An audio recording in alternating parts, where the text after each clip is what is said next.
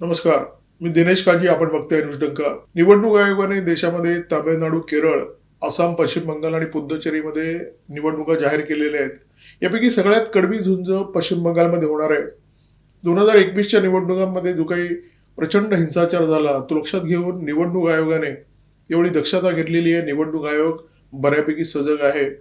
पंतप्रधान नरेंद्र मोदी यांनी पश्चिम बंगालमध्ये परिवर्तन यात्रा काढली होती आणि या यात्रेची सांगता झाली कोलकात्याच्या परेड मैदानामध्ये. आणि या मैदानामध्ये रॅलीसाठी जवळजवळ 5-1 लाख लोक उपस्थित होते. प्रचंड मोठी संख्या होती. इतकी संख्या की तृणमूलला हादरे बसले. या रॅलीमध्ये मोदींनी घोषणा केली की चुन चुन के हिसाब लिया जाएगा. आता मोदींच्या या घोषणेमुळे पश्चिम बंगालमध्ये राजकीय पारा जबरदस्त चढलेला आहे आणि या तापलेल्या वातावरणामध्ये भडका उडू नये म्हणून निवडणूक आयोगाने मोठ्या संख्येने केंद्रीय सुरक्षा दलाचे जवान राज्यामध्ये तैनात केलेले आहेत. निवडणुकीचे वेळापत्रक जाहीर झालेले आहे. एप्रिल महिन्याच्या शेवटच्या आठवड्यामध्ये 23 आणि 29 एप्रिल अशा 2 टप्प्यामध्ये पश्चिम बंगालमध्ये निवडणुका होणार आहेत. निवडणूक जाहीर झाल्यानंतर पहिल्या फटक्यात निवडणूक आयोगाने राज्यातल्या वरिष्ठ अधिकाऱ्यांची बदली केलेली आहे. राज्यामध्ये हिंसाचार टाळण्यासाठी आधीच 480 कंपन्या तैनात करण्यात आलेल्या आहेत आणि निवडणुकीपर्यंत 2000 कंपन्यांची याच्यामध्ये भर पडण्याची शक्यता आहे. आणि या सगळ्या घडामोडीमुळे ममता बॅनर्जी प्रचंड अस्वस्थ आहेत. त्यांची नाराजी तिळातिळाने वाढताना दिसते. पश्चिम बंगालमध्ये गेले काही महिने जो स्पेशल इंटेन्सिव्ह रिव्हिजनचा उपक्रम राबवण्यात येतोय त्याच्यामुळे जवळजवळ 60 लाख नावं मतदार यादीतून वगळली जाण्याची शक्यता आहे. यापैकी बऱ्याच नावांची पडताळणी शिल्लक आहे आणि पडताळणीचं काम पाहण्यासाठी सर्वोच्च न्यायालयाच्या आदेशाने जिल्हा न्यायाधीशांची नियुक्ती करण्यात आलेली आहे. ठरलेल्या वेळेमध्ये हे जर काम पूर्ण झालं तर ठीक आहे, परंतु नाही झालं तरी निवडणुका ठरल्या वेळेत पार पडणार. ज्या दिवशी जाहीर झाला त्याच दिवशी निवडणुका होणार, ही बाब आता अटळ आहे. मुख्यमंत्री ममता बॅनर्जी यांच्या नेतृत्वाखाली तृणमूल सरकारने पश्चिम बंगालमध्ये 3 टर्म पूर्ण केलेले आहेत. त्यामुळे अँटी इन्कम्बन्सी हा फॅक्टर आहे. जनतेच्या मनामध्ये सरकारच्या बद्दल प्रचंड नाराजी आहे. कायदा सुव्यवस्थेचा प्रश्न गंभीर झालेला आहे. रोजगाराची समस्या बिकट झालेली आहे. डाव्यांचं सरकार पश्चिम बंगालमध्ये अनेक वर्ष होतं, अनेक दशकं होतं. ममता बॅनर्जी यांनी हे सरकार उघडून टाकलं, परंतु डाव्यांची जी संस्कृती होती ती मात्र पश्चिम बंगालमध्ये कायम राहिली.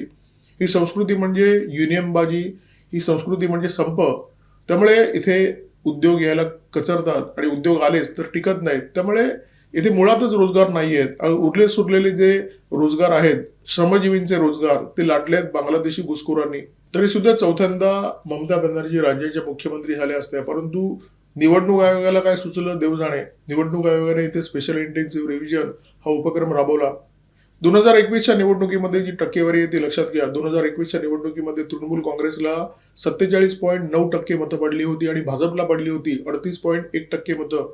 दोन्ही पक्षांची जी मतं होती त्याच्यामध्ये फरक होता 59 लाख मतांचा. आता निवडणूक आयोगाने इथे स्पेशल इंटेन्सिव्ह रिव्हिजन हा उपक्रम राबवलाय आणि त्याच्यामुळे मतदार यादीतून जवळजवळ 60 लाख नावं वगळण्यात येणार आहेत. पश्चिम बंगालमध्ये एकूण मतदारसंघ आहेत 294. स्पेशल इंटेन्सिव्ह रिव्हिजनच्या अंतर्गत जवळजवळ 60 लाख मतदार निवडणूक आयोगाच्या रडारवर आलेले आहेत आणि हे सगळे मतदार जर मतदार यादीतून वगळले जातात तर पश्चिम बंगालच्या प्रत्येक मतदारसंघातून साधारण 20,000 मतदार कमी होणार आहेत. आणि हा निश्चितपणे ममता बॅनर्जी यांना प्रचंड मोठा झटका आहे. कारण हे ते मतदार असण्याची शक्यता आहे जे बांगलादेशमधून भारतामध्ये घुसले आणि ज्यांनी पश्चिम बंगालमध्ये मतदार यादीमध्ये घुसखोरी केली. निवडणुकीच्या काळामध्ये ते काहीतरी नौटंकी करतात. गेल्या वेळी आपल्याला आठवत असेल, पायाला प्लास्टर बांधून व्हीलचेअरवर बसून त्यांनी निवडणुकीमध्ये प्रचार केला होता. प्रत्येक निवडणुकीमध्ये ममता बॅनर्जी असा नवा काहीतरी आविष्कार काढतात. तर यंदाच्या निवडणुकीमध्ये सुद्धा ममता बॅनर्जी यांच्या मेंदूतून अशी एखादी भन्नाट कल्पना साकार होईल आणि ममता बॅनर्जी एक नवी नौटंकी करतील अशी दाट शक्यता आहे. परंतु यावेळी परिस्थिती अशी आहे, कोणत्याही प्रकारची नौटंकी त्यांना फळेल याची शक्यता खूप कमी दिसते. 2021 साली पश्चिम बंगालमध्ये झालेली निवडणूक भाजपच्या कार्यकर्त्यांसाठी अत्यंत जड होती. या निवडणुकीच्या काळामध्ये प्रचारासाठी केंद्रीय गृहमंत्री अमित शहा पश्चिम बंगालमध्ये आले होते. निवडणूक प्रचारानंतर त्यांनी पत्रकार परिषद घेतली आणि या पत्रकार परिषदेमध्ये त्यांनी दिलेली माहिती अत्यंत भयंकर अशा प्रकारची होती, संतापजनक अशा प्रकारची होती. अमित शहा असं म्हणाले की या निवडणुकीच्या काळामध्ये पश्चिम बंगालमध्ये जवळजवळ 300 भाजपच्या कार्यकर्त्यांची हत्या झाली, परंतु एकाही प्रकरणामध्ये तपास इंचभर सुद्धा पुढे सरकलेला नाहीये.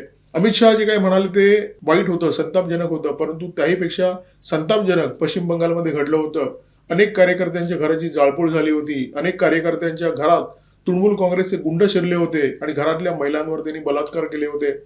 अनेक ठिकाणी सुरक्षा दलाच्या जवानांवर गोळीबार झाला होता. अनेक ठिकाणी इतकी गंभीर परिस्थिती निर्माण झाली की भाजपच्या कार्यकर्त्यांना अक्षरशः घर सोडून आसाममध्ये पळ काढावा लागला, तिथे आश्रय घ्यावा लागला.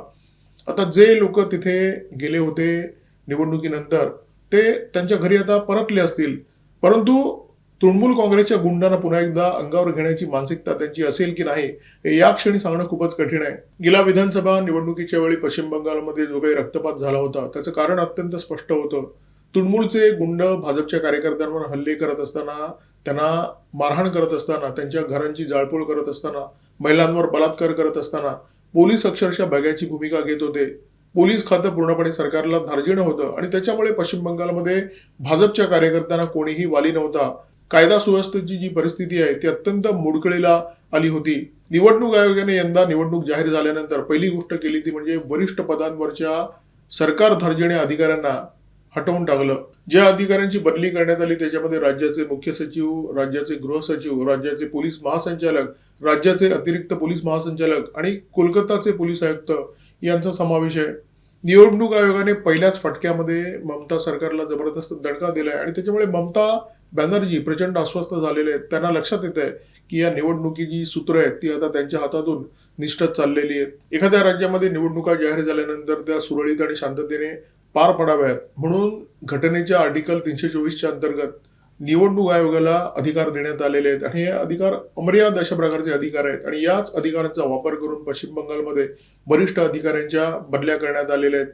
राज्यात शांततेने आणि सुरळीतपणे निवडणूक प्रक्रिया पार पाडावी म्हणून आपण हे निर्णय घेतले, या शब्दामध्ये ज्ञानेश कुमार यांनी आपल्या निर्णयाचं समर्थन केलेलं आहे. ममता बॅनर्जी यांचा मात्र प्रचंड तिळपापड झालेला आहे आणि याचे पडसाद थेट संसदेमध्ये उमटलेले आहेत. ज्ञानेश कुमार यांच्या विरोधात तृणमूलच्या सदस्यांनी महाभियोग प्रस्ताव आणलेला आहे आणि इंडिया ब्लॉकच्या 193 सदस्यांनी म्हणजे खासदारांनी या प्रस्तावाचं समर्थन केलेलं आहे. तृणमूलच्या सदस्यांनी राज्यसभेतून सभात्याग केला. ममता बॅनर्जी आणि ज्ञानेश कुमार यांच्या विरोधात एक सविस्तर पत्र लिहिलं. या पत्रामध्ये ममता बॅनर्जी म्हणतात की आपण जो निर्णय घेतलेला आहे त्या निर्णयामुळे संघराज्य प्रणाली आणि लोकशाही प्रक्रियेला धोका निर्माण झालेला आहे. राज्यामध्ये कोणताही हिंसाचार नाही, गैरप्रकार नाही, तरी सुद्धा आपण एकतर्फी निर्णय घेऊन राज्यामध्ये या घाऊक प्रमाणामध्ये बदल्या केल्या. या शब्दामध्ये ममता बॅनर्जी यांनी ज्ञानेश कुमार यांच्यावर ठपका ठेवण्याचा प्रयत्न केलेला आहे. आता हे कागदी घोडे संसदेमध्ये नाचवले जात आहेत, परंतु ममता बॅनर्जी यांना एक गोष्ट पुरेपूर ठाऊक आहे, जो काही फैसला आहे तो पश्चिम बंगालची जनता करणार आहे आणि जो काही फैसला आहे तो जनतेमध्ये उभं राहूनच होणार आहे. आपल्या लक्षात आलं असेल की संसदेचं अर्थसंकल्पीय अधिवेशन सुरू आहे आणि या अधिवेशनामध्ये भाजपच्या वतीने किल्ला लढवत आहेत केंद्रीय गृहमंत्री अमित शहा आणि नरेंद्र मोदी मात्र ज्या 5 राज्यांमध्ये निवडणूक आहेत त्या 5 राज्यांमध्ये प्रचार सभा घेत आहेत. पश्चिम बंगालमध्ये नरेंद्र मोदी यांनी परिवर्तन यात्रा काढली होती. मालदा, सिंगूर आणि कोलकाता मध्ये त्यांनी सभा घेतल्या. परिवर्तन यात्रेची सांगता झाली कोलकाताच्या ब्रिगेड परेड ग्राउंडवर, ज्या ग्राउंडची क्षमता साधारण 5 लाख आहे. या 5 लाखाच्या मैदानामध्ये प्रचंड जनसमुदाय उसळला होता. प्रचंड गर्दी झाली होती. खच्चून मैदान भरलं होतं. या ब्रिगेड परेड ग्राउंडवर 10 फूट उंचीचं, 80 फूट रुंदीचं भव्य व्यासपीठ, या व्यासपीठाच्या पार्श्वभूमीवर दक्षिणेश्वर काली माता मंदिराचं चित्र रेखाटलेलं आणि या व्यासपीठावरून नरेंद्र मोदी घोषणा करतात की पश्चिम बंगालमधली गुंडागर्दी आता संपणार आहे. पश्चिम बंगालमध्ये परिवर्तनाची लाट आहे. पश्चिम बंगालमध्ये जंगलराज आता संपुष्टात येणार आहे. या सभेला जी गर्दी उसळली होती ती गर्दी अति प्रचंड होती आणि या गर्दीचा नरेंद्र मोदी यांच्या विधानांना जो प्रतिसाद होता तो त्याहीपेक्षा प्रचंड होता. नरेंद्र मोदी यांनी या सभेमध्ये सांगितलं की चुन चुन के हिसाब लेंगे, अर्थात हा हिशोब तृणमूल सरकारकडून घेतला जाणार आहे. आणि या विधानाबद्दल ममता बॅनर्जी यांनी नापसंती व्यक्त केलेली आहे. त्या असं म्हणाल्या की पंतप्रधानांसारख्या व्यक्तीकडून अशा प्रकारची विधानं येणं योग्य नाहीये.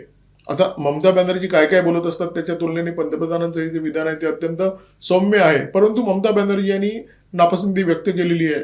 परंतु त्यांची नापसंती त्या विधानापेक्षा त्या ब्रिगेड परेड ग्राउंडवर जी जबरदस्त गर्दी उसळली होती आणि त्या गर्दीचा जो प्रतिसाद होता त्याच्याबद्दल त्यांची नापसंती जास्त असण्याची शक्यता आहे. सध्या इस्रायल-इराण युद्धामुळे जगावर संकट आलेलं आहे. नरेंद्र मोदी यांनी अनेकदा सांगितलेलं आहे, अनेक ठिकाणी सांगितलेलं आहे की हे वैश्विक संकट आहे, त्याच्या झळा भारताला बसतायत. भारतात काही प्रमाणामध्ये गॅसचा तुटवडा निर्माण झालेला आहे आणि विरोधी पक्ष हा तुटवडा खूप फुगवून लोकांच्या समोर ठेवतोय. त्याच्यामुळे जनतेमध्ये भय निर्माण होतोय. विरोधी पक्ष पूर्णपणे याला कारणीभूत आहे. सुदैवाने युनायटेड अरब अमिरात सारख्या देशामध्ये राहुल गांधी आणि ममता बॅनर्जी यांच्यासारखे विरोधी पक्ष नेते नाहीयेत. जर ते तिथे असते तर विमानतळ बंद झालाय, विमानतळ बंद झाल्यामुळे प्रवाशांची प्रचंड गैरसोय होते. या मुद्द्यावर त्यांनी राजकारण केलं असतं आणि सरकारच्या विरोधात मोर्चे काढले असते. म्हणजे या लोकांनी दखल सुद्धा घेतली नसती की जो विमानतळ बंद पडलाय त्याचं कारण तिथे बसलेला इराण आहे. इराण ड्रोन हल्ले करतोय, त्याच्यामुळे इथे विमानतळ बंद पडलेलं आहे. त्याच्याशी युनायटेड अरब अमिरातच्या सरकारचा काहीही संबंध नाहीये. म्हणजे जे तिथे होत नाहीये ते भारतात घडताना दिसतंय. गॅसच्या मुद्द्यावरून राजकारण सुरू आहे. गॅसमुळे आपल्या पक्षाला ऑक्सिजन मिळेल अशी अपेक्षा ममता बॅनर्जी बाळगून आहेत आणि त्यामुळे त्यांनी गॅसच्या मुद्द्यावरून पश्चिम बंगालमध्ये राजकारण सुरू केलंय, आंदोलनं सुरू केली आहेत. ममता बॅनर्जी हजारोंच्या संख्येने गॅस सिलेंडरचे फोटो हातात झळकवून सरकारच्या विरोधात आंदोलन करताना दिसत आहेत. भाजपने या निवडणुकीमध्ये थोडीशी वेगळी आणि विशेष रणनीती राबवलेली आहे. जे कार्यकर्ते रस्त्यावर उतरून संघर्ष करतात, जे कार्यकर्ते पक्षाकडे राबतात, जे कार्यकर्ते पक्षाकडे घाम गाळतात, अशा कार्यकर्त्यांना भाजपने आपल्या पहिल्या यादीमध्ये प्राधान्य दिलेलं दिसतं.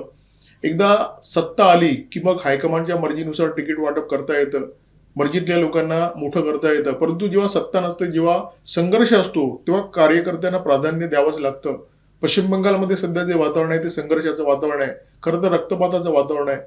अशा परिस्थितीमध्ये जो कार्यकर्ता ते मजबूतीने उभा आहे त्यालाच पक्षाने आधार देण्याची आवश्यकता आहे, त्यालाच मोठं करण्याची आवश्यकता आहे आणि ते सध्या तरी भाजप करताना दिसतोय. भविष्यामध्ये जेव्हा सत्ता येईल तेव्हा काय वातावरण होईल हे देव जाणे. परंतु सध्या तरी कार्यकर्त्यांना तिकीट वाटपामध्ये प्राधान्य दिलेलं दिसतंय आणि असे अनेक गोरगरीब कार्यकर्ते आहेत म्हणजे ज्यांची आर्थिक परिस्थिती अत्यंत हलाखीची आहे, परंतु त्यांना तिकीट वाटपामध्ये प्राधान्य देण्यात आलेलं आहे. लोकांच्या घरी धुणी भांडी करणाऱ्या कलिता माझी या अत्यंत गरीब महिलेला भाजपने औसग्राम मतदारसंघातून निवडणुकीच्या मैदानामध्ये उतरवलेलं आहे.